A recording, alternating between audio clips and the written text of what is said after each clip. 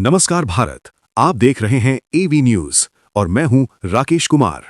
इस वक्त आप देख रहे हैं उत्तर प्रदेश की बड़ी और अहम खबरें।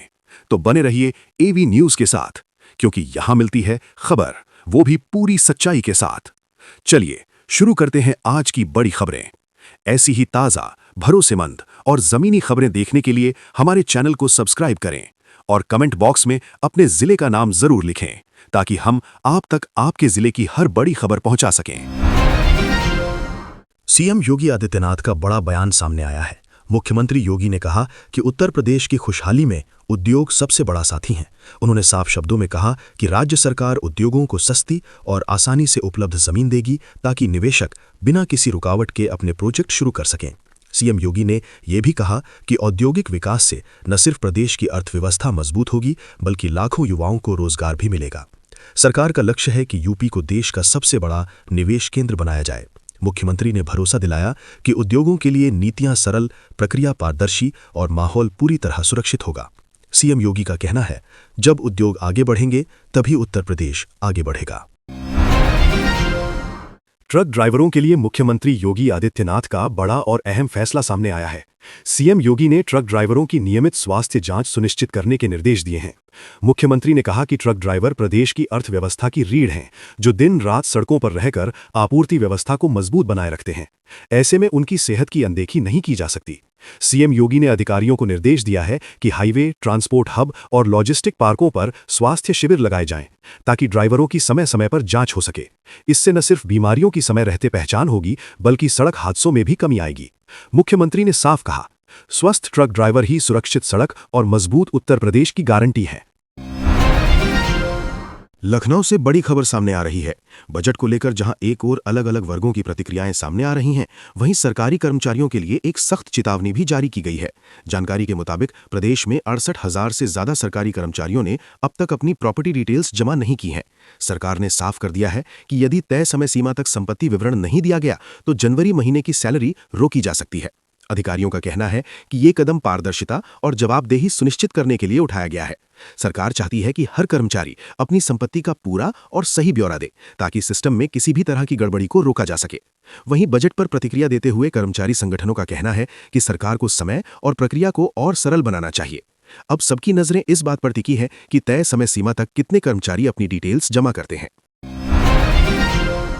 मेरठ से इस वक्त बड़ी खबर सामने आ रही है। पंचायत के दौरान हुई झड़प ने इलाके में तनाव का माहौल पैदा कर दिया है। जानकारी के मुताबिक पंचायत में किसी मुद्दे को लेकर दो पक्षों के बीच कहासुनी शुरू हुई, जो देखते ही देखते धक्का मुक्की और झड़प में बदल गई। घटना के बाद मौके पर अफरा तफरी मच गई। वहीं हालात को काबू में करने के लिए पुलिस बल तैनात कर दिया गया है। फिलहाल स्थिति नियंत्रण में बताई जा रही है और पुलिस पूरे मामले की जांच कर रही है। वहीं दूसरी ओर बजट को लेकर मेरठ में लोकल रिएक्शन भी सामने आ रहे हैं। किसानों, व्यापारियों और आम लोगों का कहना है कि बजट में विकास और रोजगार को लेकर उम्मीदें जताई गई हैं, लेकिन महंगाई और स्थानीय समस्याओं पर और ठोस कदम उठाने की जरूरत है। लोगों की राय है कि अगर बजट के प्रावधान जमीन पर उतरे तो पश्चिमी उत्तर प्रदेश की तस्वीर बदल सकती है। शाहजहांपुर और प्रदेश के अन्य जिलों से बजट को लेकर मिलीजुली प्रतिक्रियाएं सामने आ रही हैं। जहां एक ओर कपड़ा उद्योग से जुड़े कारोबारियों में राहत की सांस देखने को मिल रही है, वहीं जरी जरदोजी से जुड़े कारीगरों में मायूसी साफ नजर आ रही है। कपड़ा व्यापारियों का कहना है कि बजट में टैक्स और उत्पादन से जुड़े प्रावधानों से छोटे और मध्यम उद्योगों को मजबूती मिलेगी। इससे न सिर्फ कारोबार बढ़ेगा, बल्कि स्थानीय स्तर पर रोजगार के नए अवसर भी पैदा होंगे। वहीं दूसरी ओर जरी जरदोजी उद्योग से जुड़े कारीगरों का कहना है कि उन्हें बजट से सीधी राहत की उम्मीद थी, लेकिन उनकी अपेक्षाओं पर पानी फिर गया। कारीगरों का कहना है कि बढ़ती लागत और घटती मांग के बीच सरकारी सहयोग बेहद जरूरी है। स्थानीय लोगों की राय है कि अगर पारंपरिक उद्योगों को भी आधुनिक जरूरतों के हिसाब से समर्थन मिले तो शाहजहांपुर जैसे जिलों की आर्थिक तस्वीर बदल सकती है। बजट को लेकर सियासी घमासान तेज हो गया है। समाजवादी पार्टी के राष्ट्रीय अध्यक्ष अखिलेश यादव ने बजट को समझ से बाहर करार दिया है। अखिलेश यादव ने कहा कि यह बजट आम जनता की जरूरतों को नहीं समझता और इसमें किसानों, युवाओं और बेरोजगारों के लिए ठोस समाधान नजर नहीं आते। उनका कहना है कि सरकार ने आंकड़ों का खेल दिखाया है, लेकिन जमीनी हकीकत इससे बिल्कुल अलग है। वहीं विपक्षी दलों ने भी सरकार पर हमला बोलते हुए बजट को ड्रीम सेलिंग बताया है।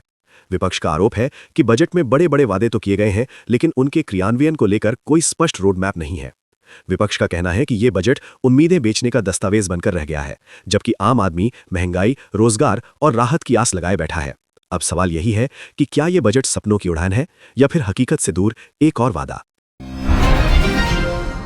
प्रदेश में सड़क हादसों के बढ़ते आंकड़े एक बार फिर चिंता बढ़ा रहे हैं।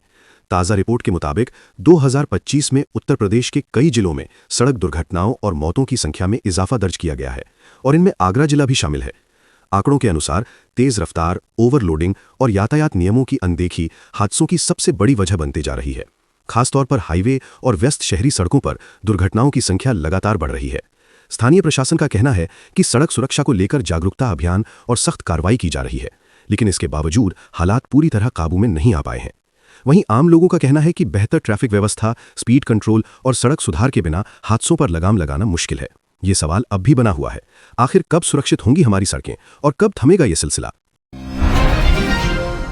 मथुरा से पुलिस विभाग को लेकर एक संवेदनशील और गंभीर मामला सामने आया है। यहां एक होमगार्ड ने एक हेड कांस्टेबल पर अवैध वसूली और अभद्रता के आरोप लगाए हैं, जिससे विभाग की कार्यप्रणाली पर सवाल खड़े हो गए हैं। पीड़ित होमगार्ड का आरोप है कि उससे पैसों की मांग की गई और विरोध करने पर उसके साथ अभद्र व्यवहार किया गया। मामला सामने आने के बाद पुलिस महकमे में हड़कंप मच गया है। वरिष्ठ अधिकारियों ने पूरे प्रकरण को गंभीरता से लेते हुए जांच के आदेश दे दिए हैं। अधिकारियों का कहना है कि जांच पारदर्शी और निष्पक्ष होगी और अगर आरोप सही पाए गए तो कड़ी कार्रवाई की जाएगी। वहीं इस मामले को लेकर स्थानीय लोगों का कहना है कि पुलिस विभाग में अनुशासन और जवाबदेही बेहद जरूरी है, ताकि आम जनता का भरोसा बना रहे। अब सबकी नजरें जांच रिपोर्ट पर टिकी हैं। क्या आरोप सही साबित होंगे या सच्चाई कुछ और ही निकलेगी। नोएडा से भ्रष्टाचार का एक बड़ा मामला सामने आया है, जिसने प्रशासनिक हलकों में हड़कंप मचा दिया है। जानकारी के मुताबिक एक सीईओ यानी मुख्य राजस्व अधिकारी के खिलाफ करीब 100 करोड़ रुपए की बेनामी संपत्ति होने का बड़ा खुलासा हुआ है। जांच एजेंसियों के अनुसार अधिकारी की आय से कहीं अधिक संपत्तियों का पता चला है, जिनमें नोएडा और अन्य इलाकों में कीमती जमीन और रियल एस्टेट शामिल बताए जा रहे हैं। आरोप है कि ये संपत्ति बेनामी नामों से खरीदी गई ताकि असली मालिकाना छिपाया जा सके। मामला सामने आते ही उच्च अधिकारियों ने जांच तेज कर दी है और सभी वित्तीय लेन देन की बारीकी से पड़ताल की जा रही है। सूत्रों का कहना है कि अगर आरोप सही साबित होते हैं तो संबंधित अधिकारी के खिलाफ कड़ी कानूनी कार्रवाई तय मानी जा रही है। वहीं इस पूरे मामले ने एक बार फिर सवाल खड़ा कर दिया है, क्या सिस्टम में बैठे कुछ लोग भरोसे का गलत इस्तेमाल कर रहे हैं और क्या जांच से सामने आएगी पूरी सच्चाई। तो ये थी आज की मुख्य अहम खबरें। ऐसी ही सटीक, तेज और भरोसेमंद खबरों के लिए जुड़े रहिए हमारे YouTube चैनल AB न्यूज़ के साथ। आपका भरोसा हमारी जिम्मेदारी। धन्यवाद।